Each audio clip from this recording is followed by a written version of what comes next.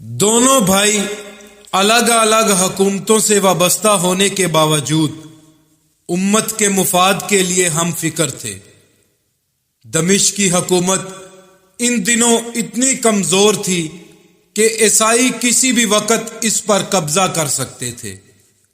اگرچہ ضابطے کے طور پر دمشق کے حاکم نے اپنے بچاؤ کے لیے فرنگیوں سے صلح کر رکھی تھی، مگر اس کے باوجود آس پاس کے علاقوں پر ان کی لوٹ مار کا سلسلہ جاری تھا۔ اگر نجم الدین ایوب جیسا بیدار سالار نہ ہوتا تو فرنگی ان تمام علاقوں کو تاراج کر ڈالتے، مگر نجم الدین نہایت ہوشیاری سے دمشق، بیلبک اور دیگر ملحقہ آبادیوں کی مدافعت کرتا رہا۔ 546 ہجری کے موسم سرما میں جبکہ وہ بیلبک میں تھا، اسے فرنگیوں کی ایسی ہی لوٹ مار کی اطلاع ملی۔ اس نے اپنے بڑے بیٹے شمس الدولہ توران شاہ کو بھیج کر ان ظالموں سے مسلمان قیدیوں کو آزاد کرا دیا۔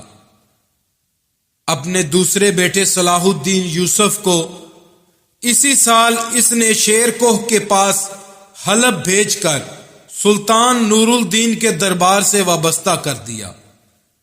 یہ صلاح الدین اور نور الدین کے تعلقات کا نقطہ آغاز تھا۔ نجم الدین کے خاندان سے ان تعلقات کا فائدہ اٹھاتے ہوئے سفر 549 ہجری میں نور الدین زنگی نے دمشق کا محاصرہ کر لیا۔ حاکم دمشق مجیر الدین نے مزاحمت کی طاقت نہیں رہی تھی۔ اس کا نائب معین انس جو نہایت ہوشیاری سے نظام حکومت چلاتا رہا تھا، 5 سال پہلے فوت ہو چکا تھا۔ نور الدین نے شیر کوہ کے ذریعے نجم الدین ایوب سے مذاکرات کیے۔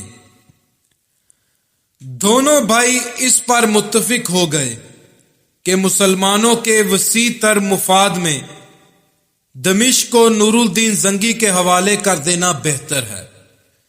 چنانچہ چند دنوں کے اندر دمشق پر نور الدین زنگی کا قبضہ مکمل ہو گیا۔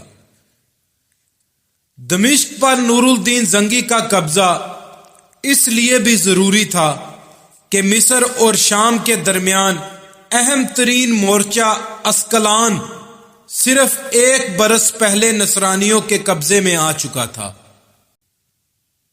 اور گرد و نواح کے تمام اسلامی شہر بالکل غیر محفوظ تھے، مگر اب دمشق میں نور الدین کے ہوتے وہ آگے بڑھنے کی جرت نہیں کر سکتے تھے۔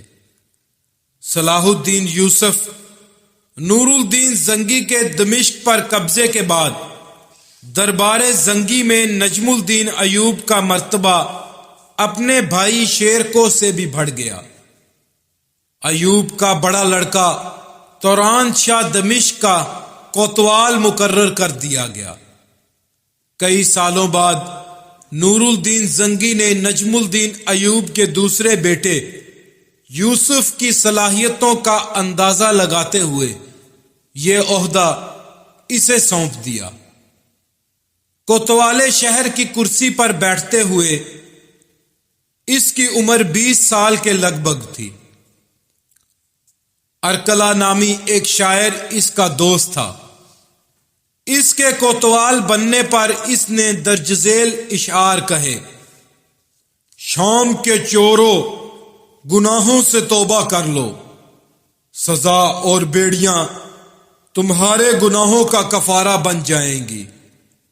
اگر تمہارے خیال میں شر و فساد ہی سے تمہاری اصلاح ہو سکتی ہے تو اب محترم صلاح الدین تمہارے فساد کا بدلہ دینے آ گئے ہیں۔ صلاح الدین نے کچھ مدت بڑی خوش اسلوبی سے کوتوالی اور دیوان مرکزی دفتر کے فرائض انجام دیے، مگر پھر دیوان کے منتظم ابو سالم حمام سے اس کا کسی مسئلے پر اختلاف ہو گیا صلاح الدین نے اس قضیے سے بدل ہو کر دمشق چھوڑ دیا اور نور الدین زنگی کے پاس حلب چلا گیا۔ زنگی نے ابو سالم کو قصوروار ٹھہرایا اور اس کی داڑھی منڈوا کر پورے دمشق میں گشت کروایا، جبکہ صلاح الدین کو مستقل طور پر اپنے دربار سے وابستہ کر کے خواص میں جگہ دی۔ مورخ ابن ابی تیکر کہتے ہیں کہ نور الدین سفر و حضر ہر موقع پر صلاح الدین کو ساتھ رکھتا تھا۔ صلاح الدین کی زندگی کا ایک یادگار واقعہ 552 ہجری میں شام کے شہر ہماتہ میں پیش آیا۔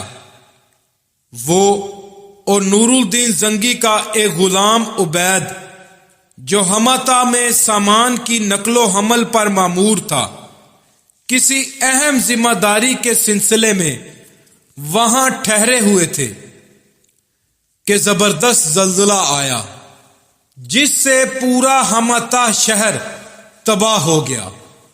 تاہم وہ مکان جس میں صلاح الدین اور عبید تھے بالکل محفوظ رہا۔ ظاہر ہے اس وقت کون تصور کر سکتا تھا کہ قدرت خداوندی نے صلاح الدین کو کسی عظیم کام کے لیے بچا کر رکھنا طے کیا ہوا ہے۔ تاہم صلاح الدین کے مداح خواہ شاعر ارکلا نے اس بارے میں یہ ضرور کہہ دیا، محفل کے صدر صلاح الدین سے کہو کہ غلام کو اس کے سامان سمیت ہر اس جگہ پہنچا دو جہاں جانے کا اسے ارمان ہو، کیونکہ جب تم نے ایک دوسرے کا ساتھ نبھایا تو اللہ نے تمہیں زلزلے سے محفوظ رکھا۔ اس واقعے کے 2 سال بعد موصل کے کسی شخص نے مقامی بزرگ شیخ عمر ملاح کو کہا، رات میں نے خواب دیکھا کہ ایک اجنبی سرزمین خنزیروں سے بری ہے، ایک شمشیر زن انہیں مارتا کاٹتا چلا جا رہا ہے، لوگ یہ منظر دیکھ رہے ہیں۔ میں نے پوچھا یہ کون ہے؟ حضرت عیسیٰ علیہ السلام ہے یا مہدی؟ جواب ملا یہ یوسف ہیں۔ علماء نے تعبیر دی کہ عنقریب یوسف نامی کوئی شخصیت نصرانیوں کا قلعہ کما کر دے گی۔ عام خیال تھا کہ خواب کا یہ اشارہ نئے عباسی خلیفہ مستند جد بالا کے لیے ہے جو اسی سال مسند خلافت پر بیٹھا تھا۔ کسی کے وہم و گمان میں بھی نہ تھا کہ یہ سعادت حلب کے 24 سالہ یوسف کے نصیب میں لکھی ہے جو ابھی ایک عام سرکاری افسر ہے۔ زنگی کو چوگان کا بے حد شوق تھا۔ وہ جہاد کی نیت سے یہ کھیل باقاعدگی سے کھیلتا اور کھلاڑیوں کی حوصلہ افزائی کرتا۔ بعض اوقات رات کو شمعوں کی روشنیوں میں بھی چوگان کا مقابلہ منعقد کیا جاتا۔ صلاح الدین اور اس کا باپ نجم الدین دونوں اس کھیل کے ماہر تھے، اس لیے زنگی کے ہاں قدرتی طور پر ان کی قدر و منزلت بڑھ گئی۔